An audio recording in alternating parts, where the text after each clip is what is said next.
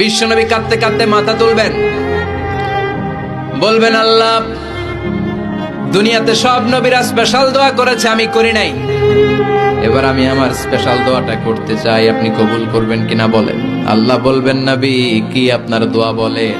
বিশ্বনবী বলবেন, আমার একটা উম্মত যার অন্তরের মধ্যে যাররা পরিমাণ ঈমান আছে, একবার আপনারে আল্লাহ বলে ডেকেছে, একবার আমি বিশ্বনবীর উপর দুরূদ পড়েছে, একবার শাহাদাতের বাণী আমার যে গুনাহগার উম্মত দুনিয়ার বুকে থেকে ঘোষণা দিয়েছে, ওই একটা উম্মত যদি জান্নাতে ঢুকতে না পারে, আপনি আমারে জান্নাতে ঢুকাতে পারবেন না। আল্লাহ বলবেন, সাল তুতা, সাল সাল তুতা, ওয়াশফা তুশাফা, শাফাত করেন নবী করেন, যার জন্য দোয়া করবেন আমি কবুল করে নেব। দুনিয়াতে বিশ্বনবী কম কষ্ট সহ্য করে নাই। 3 বছর শিয়াবে আবি তালেবে জেল খেটেছে। কয় বছর? দুর্ভিক্ষের বছরগুলোতে বিশ্বনবীর পেটে দানা পানি ছিল না।